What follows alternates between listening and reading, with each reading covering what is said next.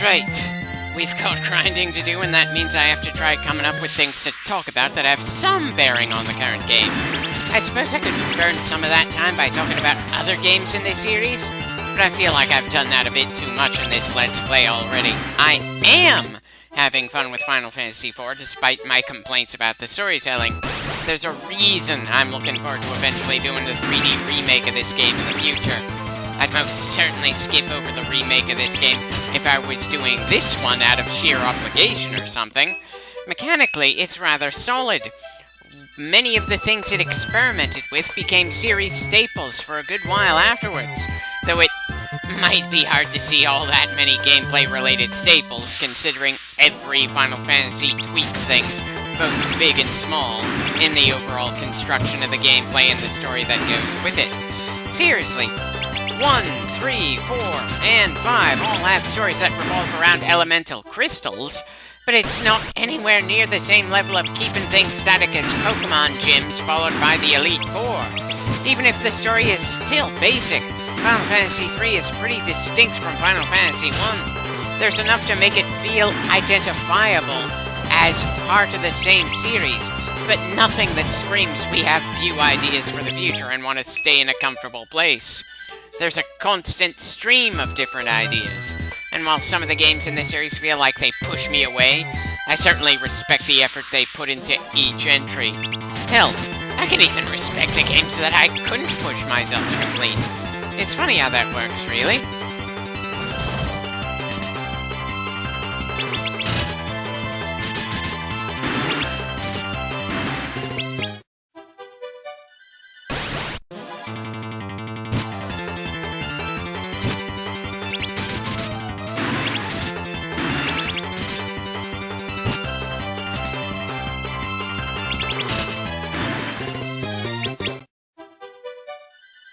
If nothing else, this grinding is going to do quite a number to Rosa's arrow supply. And great, now I'm trying to think of other mages with bows and arrows in role-playing games. Isn't all common, that's for sure. Far more often than not, mages are stuck with varying kinds of staffs, wands, or spellbooks. It's actually pretty interesting that Rosa's default weapon is a bow and arrow, and Rydia's in her teenage form is a whip. I suppose generic black mages in this series have knives. That's also out of the norm, really. Not that any of the mages in this game were ever allowed to equip knives. Apparently that's purely a ninja/edge thing for this particular installment. Not too sure why, though.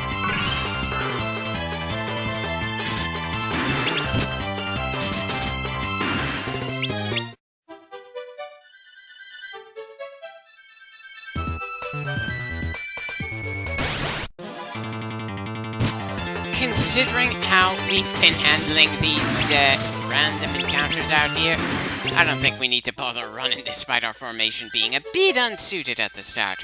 Maybe I'm just not showing enough respect for those armadillos. Hell, maybe I'm grinding in a place that's not all that great to grind from this far into the game. Not that we're in any real hurry, it's just that it's taking us a good amount of time to build up money and experience points in this little patrol.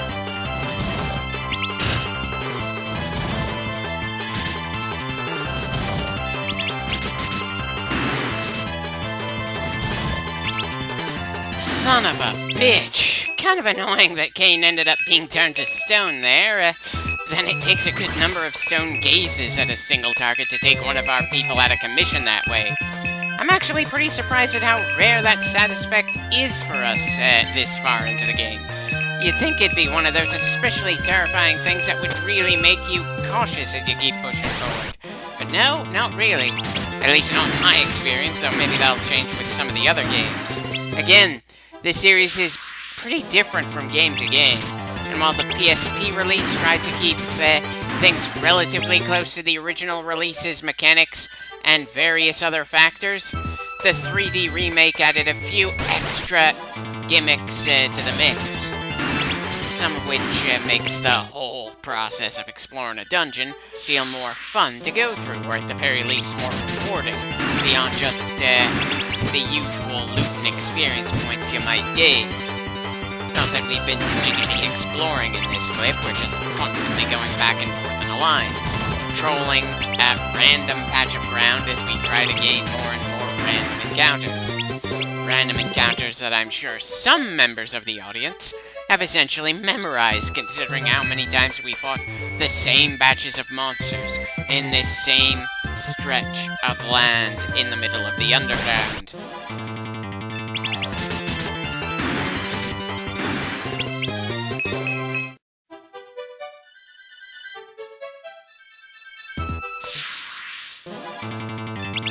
Considering we saw Desert Sangin earlier in the game, part of me is a bit surprised that we're not seeing any Lava Sangin now. Apparently lava tortoises are perfectly fine for some reason. Not that the turtles have been given a chance to show that they've got some fire attacks or something. We've been taking them down pretty quickly.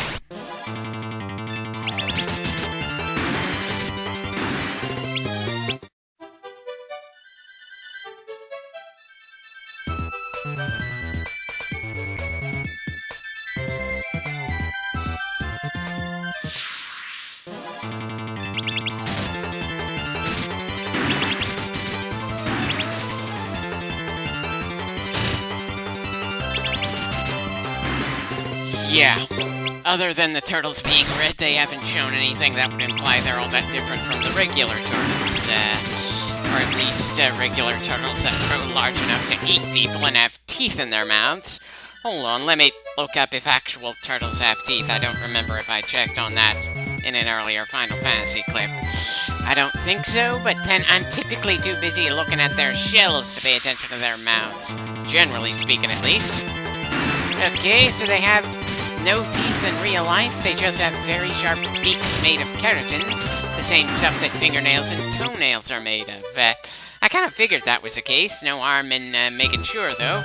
It's not really a big thing, just something that felt worth talking about for a minute or two. I suppose it can be a bit tough to make a turtle seem especially menacing. Their distinctive trait is a defensive shell, not anything that could really be considered offensive. And sharp teeth are something that's generally pretty menacing on other animals. Not that any of the creatures we're fighting in this grinding session are what you would call menacing, at least in terms of appearances. The goblins are still the same cute-looking, impossible-to-take seriously sprites they've been since the first game. The armadillos and lizards aren't anything worth shivering about either. Now, on one hand, I completely understand that the game designers didn't want to come up with too many new sprites for this game. Hell, before video games shifted to a three-dimensional space, and sprite work was like this, I'm sure that being able to reuse sprites and tile sets from one game to the next was a damn good way to just save time and just get on with the actual important stuff. It certainly takes an obscene amount of time these days for a game to go through development, and a good chunk of that is just working on the ultra-high graphics that the mainstream market demands for on modern systems. But in a game this old, I can't help feeling they should have considered more the idea of maybe adding a few little bits of sprites to make things a little more explicit here. Maybe add some flames to the Magna Tortoise, or various other little things. Is that asking for too much? Or is there something else about game development back then that I'm not quite understanding at the moment? Something that would explain why the PSP release didn't do much more to jazz up the sprites for the random encounters, when they clearly did some work to improve on things around here. Probably a coding issue, and even in a re-release they don't want to mess with something like that in case they accidentally break something. That's kind of a guess on my part, though. I could be completely wrong. I took a few programming courses a decade or so ago, and figured I was better off just enjoying the programs other people design, rather than trying to make anything from scratch. Still, I'd like to think that I learned a thing or two at the time.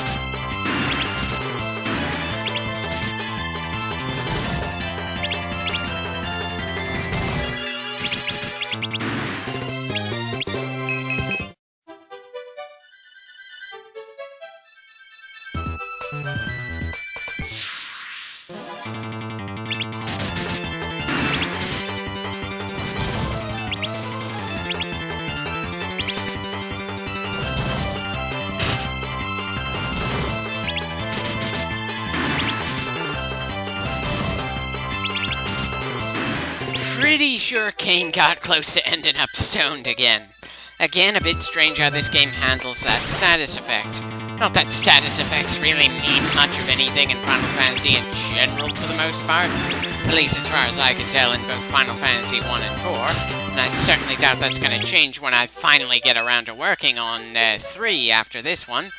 Though I suppose they might have done some sprite changes for the recurring standard enemies in 5 or 6, though. It's going to be impossible to know for sure before we actually get there. And I'm sure it's going to take quite a while to do so. Especially since I'm sure in every game there's going to be at least a little grinding required before we get to the credits.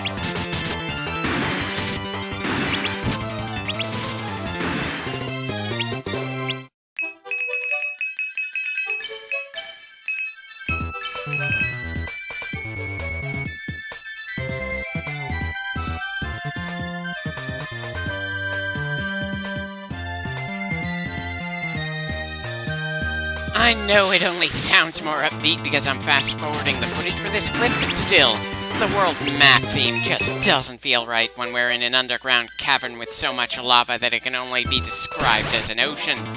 I'm pretty sure adding another music track for the world wandering underground wouldn't have been all that difficult to do in the original release of the game.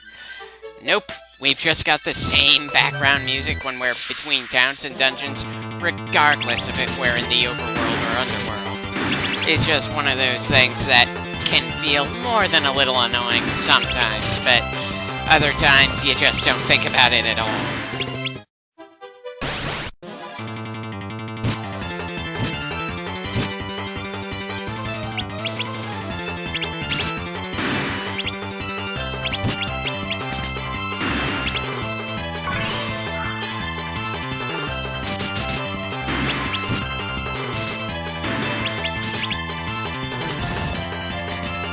Well, we're certainly not in any danger of running out of stamina as we keep on grinding against these various random bastards.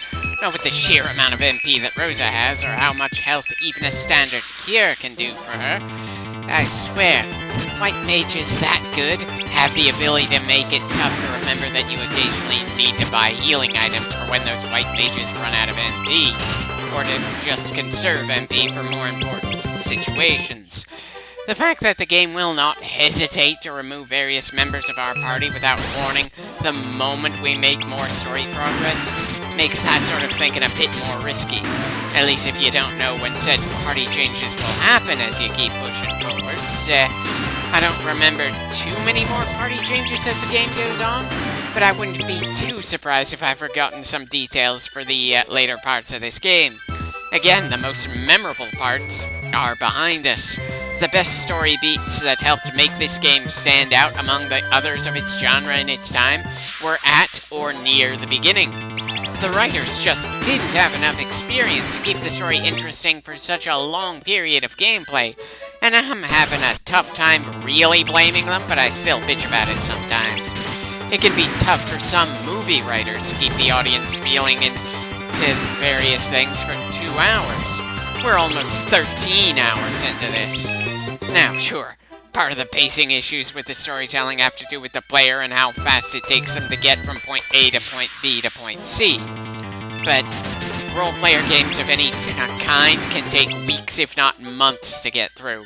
You can possibly get through older shooter games in one sitting, but I've never heard of anyone being able to beat a role-player game in a single session. Not unless it's a tabletop game and everyone at the table agrees to keep things short. So yeah, pretty forgivable that one of the oldest role-player games that bothers to try to do a long, epic story doesn't quite know how to keep the story from getting downright absurd and making the audience start calling out bullshit and want to, just get on with things. It's not going to stop me from continuing to make complaints about how the storytelling is going around here. Some of these aspects have definitely not aged well, and of course it's always its own kind of fun to poke at various plot holes and writing decisions. But I would certainly still recommend this game and its remake, especially if you're someone who enjoys an older style of role-player game. Because while the story and the assholes can get just outright migraine-inducing, You certainly can't accuse this game of being a low-effort slog. Just that they were exploring some new territory, made some missteps, and spent all their best ideas way too early.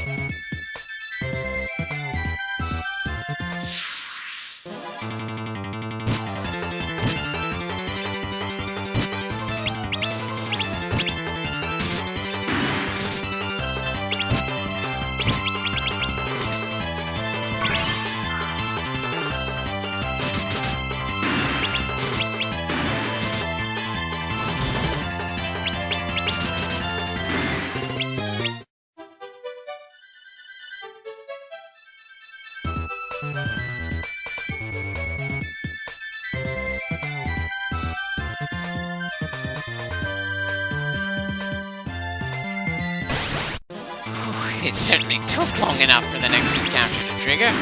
Anyway, looks like I'm gonna end this clip within the next minute. The next bit of raw footage looks like it's gonna be too long to shove into this clip, even if I fast forward through all of it. Which implies it's gonna be even more, grinding. And if it's not primarily grinding, then I still need to fast forward at least a little of it to prevent it from being over half an hour long on its own.